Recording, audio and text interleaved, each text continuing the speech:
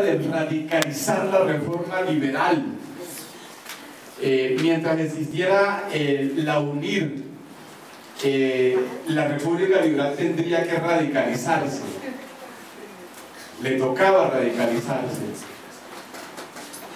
El problema de la tierra, el problema de los obreros, el problema del imperialismo tenía que radicalizarse, y el Partido Liberal necesitaba de una fuerza que lo radicalizara desde afuera, porque la concentración nacional de Olaya Herrera pues no iba a dejar que la República Liberal se convirtiera en una república que hiciera la reforma como la estaba pensando el unirismo.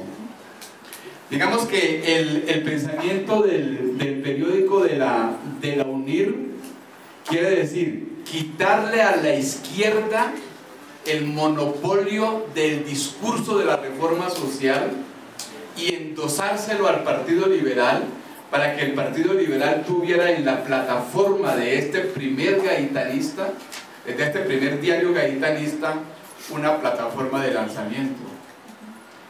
Es más, el periódico de la UNIR, en él ni siquiera tiene presencia Gaitán como la va a tener en el periódico de 1947, que es Jornada. Es decir, aquí hay un gaitanismo que impulsa al mismo Gaitán, que va a radicalizar al mismo Jorge Eliezer Gaitán.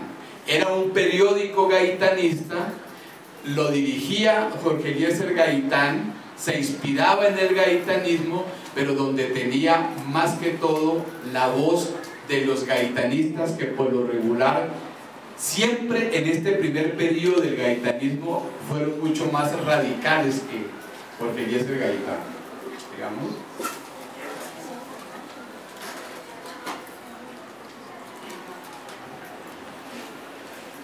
Digamos, estas son aquí aparece la plataforma de acción de la UNIR. Hay un grado de correlación muy fuerte. ¿Por qué? Porque como es una expresión del aprismo peruano, es una adaptación del aprismo peruano, es decir, había la idea continental de una reforma democrático-burguesa que cubriera todos los países de América Latina, en donde en cada país latinoamericano debería existir una corriente aprista. En Colombia esa corriente se llamó la UNIR. Ahora, se trata de un movimiento nacional, ¿En qué sentido? En el espíritu del Kuomintang chino, que había sido absorbido por la plataforma del movimiento aprista. Es decir, mientras que los partidos, digamos, los partidos a la izquierda de la UNIR eran partidos de obreros internacionales, estos intentaban ser partidos que fueran la expresión de todas las clases sociales progresistas de una nación, antes que pasara a ser partidos internacionales, como era el pensamiento de Águeda de la Torre.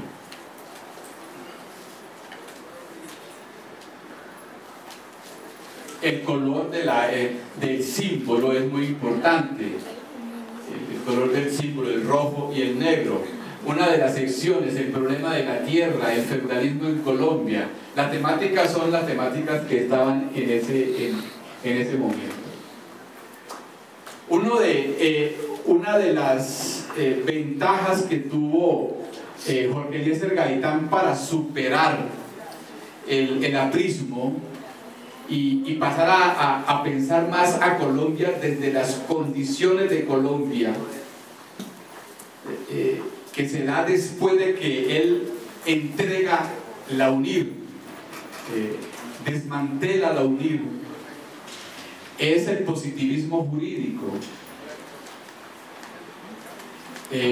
Como lo que no logró hacer cuando era estudiante desde las doctrinas latinoamericanas que identificaban a Colombia, lo va a lograr a través de su experiencia como abogado. La experiencia como abogado a Jorge Eliezer Gaitán le va a permitir un contacto con la Colombia real, con la Colombia de la criminalidad, no con la Colombia de la ilusión, del pensamiento racional que había en la anterior etapa unidista, sino que empieza a gestarse una segunda etapa en la que él va a tener un contacto directo a través de su profesión, primero como abogado y segundo como político. El Gaitán del 24 es un Gaitán ideólogo, el Gaitán que sale de la UNIR después de los años 30, va a ser un Gaitán que va a pensarse desde la Colombia que él conoce, repito, como abogado y como político. Una Colombia que no coincide con el imaginario ideológico de la etapa anterior. El positivismo jurídico le había permitido a Jorge Eliezer Gaitán la comprensión de la sociedad como la causante del criminal, como la fabricadora del criminal. Es decir, no es el criminal que debe ser condenado per se por ser criminal, sino que antes de condenar al criminal hay que hacer una evaluación de por qué la sociedad lo hizo criminal. ¿Cuál es la culpabilidad que tiene la sociedad en el crimen? Entonces Gaitán empieza a ver en sus defendidos que más que ser ellos criminales per se, son criminales porque la sociedad los ha producido así. Luego, en el silogismo, la culpable de los males es la misma sociedad. Y no puede haber discurso político sin ver que la sociedad tiene que ver con lo que sucede, con lo que le sucede a las personas. Es decir, hay un problema de enfermedad en la sociedad que produce la enfermedad del mal. Entonces Gaitán empieza a pasar de un discurso social político a un discurso social individual. El discurso de la sociedad que otrora era funcionalmente político, ahora se vuelve una especie de sociodiscurso biológico. La biología pasa a ser parte muy importante en la comprensión de los problemas nacionales. El problema no era las guerras civiles per se, alrededor de las cuales los colombianos en búsqueda de un modelo económico se han asesinado, sino que ahora el problema es de una sociedad que está enferma, de una sociedad que padece por igual hambre, que padece por igual desnutrición, que por igual no está higienizada. Ese discurso social biológico empieza a penetrar de manera mejor en las masas que el discurso que había sido el de los años 30. Entonces se vuelve mucho más nacional ese discurso y ya no llega únicamente a un sector político de la sociedad, sino que empieza a penetrarse en liberales y en conservadores, ¿no? El hambre es pálida como la muerte y cubre tanto a liberales como a conservadores. Entonces, era a través de este libro, que es una defensa penal, que me permite decir lo que acabo de manifestar. Bien, este libro es muy interesante porque es un libro de Fermín López Giraldo, es uno de los ideólogos del primer gaitanismo. Fermín López escribe este libro, El apóstol desnudo, para denunciar a Gaitán como traidor, como una persona que al entregar, al disolver el movimiento político de la UNIR, pues deja a los gaitanistas a la deriva. El libro es importante y yo lo recomiendo para los estudiosos porque recoge los programas que publicó la UNIR.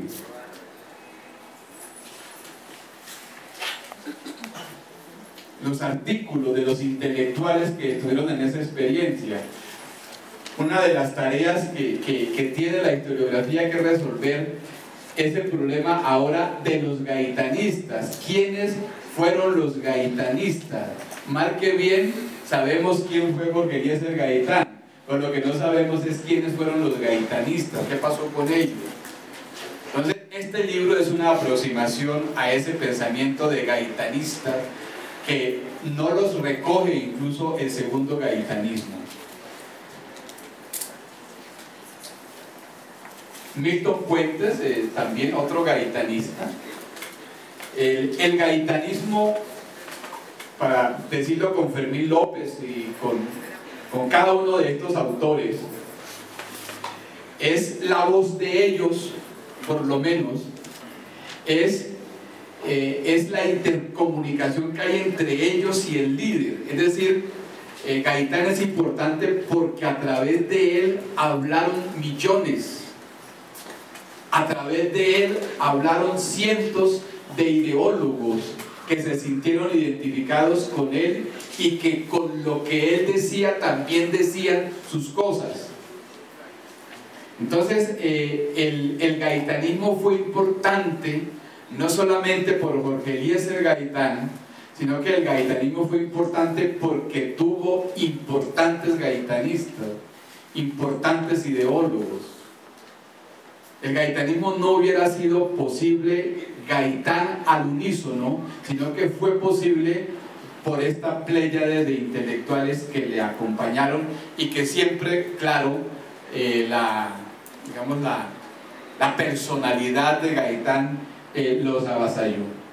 Pues bien, aquí tenemos 1947-1949, la primera etapa de este periódico, sí, ya definitivamente gaitanista.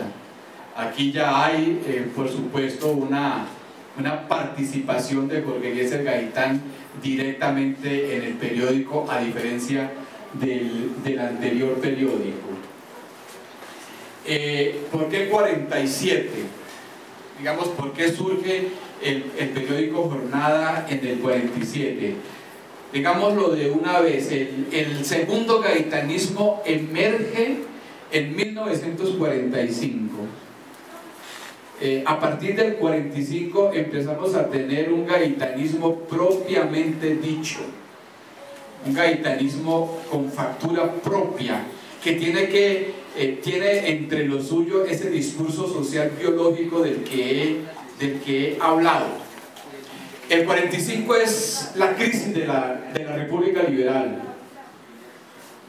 El Partido Liberal se convierte en un partido liberal corrupto, un partido liberal envilecido, en un partido liberal comprometido con la centralización y la monopolización de la economía, un partido liberal a favor de los gremios.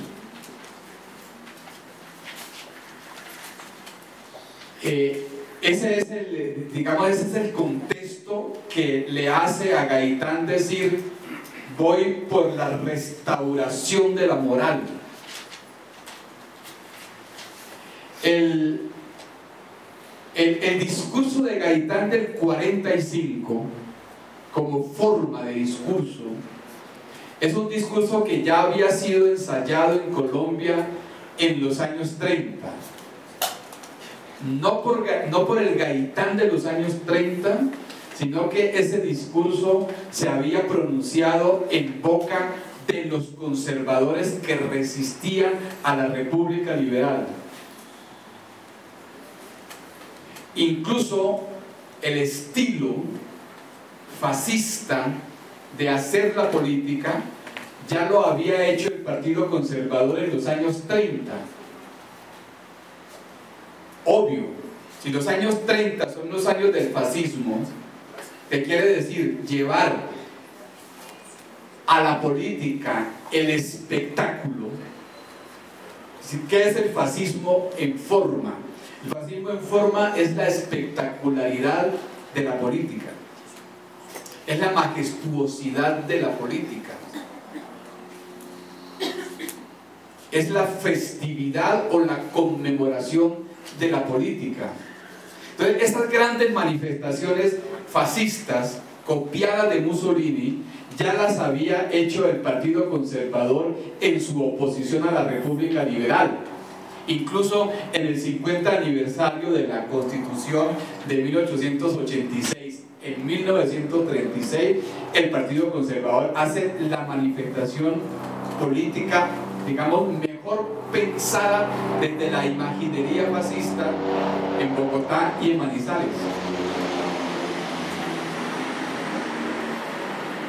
Habían sido los conservadores que habían hablado de la restauración de la moral, de la restauración de la república, del país nacional. Esto del país nacional y del país político, eso viene del fascismo, de Mussolini. Yo no soy un hombre, yo soy un pueblo, eso viene del fascismo de Mussolini. Pero eso lo habían ya puesto en escena los conservadores en los años 30, y la historiografía ha opacado eso para decir que es Gaitán quien lo pone en escena en los años 40. No, lo que pasa es que cuando lo pone en escena en los años 40, Gaitán es otro país, tiene otra connotación. Gaitán en el 40 incluso, el segundo gaitanismo incluso, no solamente le quita esa forma de hacer la política a los conservadores, sino que además le quita parte de la ideología del conservatismo, cuando empieza a hablar de la igualdad de los seres humanos, todos, porque todos tenemos alma, que es, digamos, de las Sagradas Escrituras.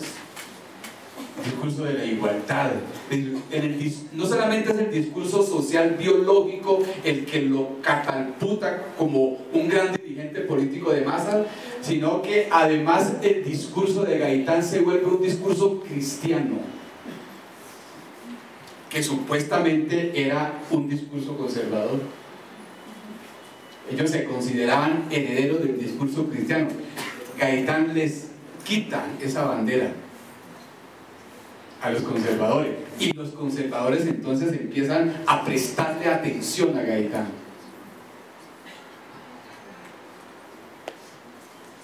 Como todo lo que dice Gaitán tenía que haber sido resuelto, digamos, el discurso de Gaitán de los 40 es un discurso tardío. En números matemáticos es tardío. La propuesta de Gaitán es tardía, porque lo que está pidiendo Gaitán que se haga en América Latina ya está hecho. El discurso de Gaitán mínimamente ha debido haberse realizado en los años 30 durante la Revolución en Marcha, pero el fracaso de la Revolución en Marcha, el fracaso de las reformas de López Pumarejo, la inconsecuencia de llevar a cabo la resolución del Estado Nacional Incluyente, que era la bandera de la Revolución en Marcha, como no se realiza, se aplaza y se aplaza, de tal manera que cuando irrumpe el segundo gaitanismo, irrumpe de esta manera bárbara como lo vemos irrumpir. Es un fenómeno tardío. Digamos que si la República Liberal hubiese dado los resultados que dio el proyecto de Cárdenas en México, o el proyecto del Ministerio del Trabajo en la Argentina, o en el Brasil de Vargas, Gaitán no hubiera sido posible. Gaitán fue posible por el fracaso de la República Liberal, por la inconsecuencia de la República Liberal. Lo que sucede es que Gaitán, envilecido el Partido Liberal en el 45, por el efecto de venir construyendo el partido desde los 30 como un partido de masas, como un partido popular, el llegar en 1946 a la dirección del Partido Liberal el aceptable del Partido Liberal ser el partido del pueblo, hace que Gaitán no pueda renunciar al liberalismo y no pueda dirigir un discurso en nombre de un partido distinto que no sea el liberalismo. Entonces no solamente se trata de una crítica contra los conservadores en 1947, 45, 46, sino que también es un discurso contra los liberales. Es decir, Gaitán le permite a los colombianos entender que el Partido Liberal y el Partido Conservador tienen oligarquías que se han unido. Y empieza a perfilarse el gaitanismo, que en resumen, ¿qué es? El gaitanismo es una radicalización a favor de lo popular. Es una no renuncia a una reforma social en donde el pueblo esté en primer lugar. Por eso no volvió a haber gaitanismo, porque el líder político después de Gaitán recula en algún momento, se arrepiente, vuelve al seno de las oligarquías. Por eso cuando uno brota, cuando uno pronuncia el significante Gaitán, lo que sale a flote es un compromiso con lo popular, con la inclusión de lo popular. ¿Por qué? Porque es Gaitán quien lo advierte a partir del 45. ¿Cómo advierte Gaitán que lo que hay que hacer es producir una ciudadanía popular? Quiere decir que no es suficiente con que los obreros tengan los derechos que tienen, con que los empleados oficiales tengan los derechos que tienen o que consigan, sino que lo importante para construir sociedad es que la población tenga la inclusión a la sociedad, que significa tener educación gratuita, que tener servicios públicos cómodos de pagar, tener vivienda. Es decir, de ahí que uno de los, digamos, de las personas que más nos han ayudado a comprender el fenómeno del gaitanismo, que es Daniel Pecó, hable de Gaitán como un pensamiento que estaba siempre por fuera de lo social, luchando por lo que estaba fuera de lo social. Estar en el exterior de lo social quiere decir que el gaitanismo significa la posibilidad de que lo que está por fuera de la sociedad, lo que no cubre la sociedad, sea finalmente incluido. Como eso no se logró, como pasan los años y Colombia es cada vez más excluyente, por eso no podemos enterrar el gaitanismo, por eso no podemos obviar el gaitanismo. Mientras Colombia siga siendo el país desigual que es, excluyente que es, tendremos muchos, lastimosamente, 9 de abril. Y por eso estamos aquí reunidos y por eso la sociedad está conmemorando de esta manera el 9 de abril, porque esa consigna de la inclusión social fue la que sufrió la peor derrota el 9 de abril del 48. Bien, entonces este periódico ya es un periódico que va a trabajar en pro de ese pensamiento, pero ocurrió lo que ya sabemos, es decir, ocurrió en Bogotazo, y empieza la siguiente fabricación.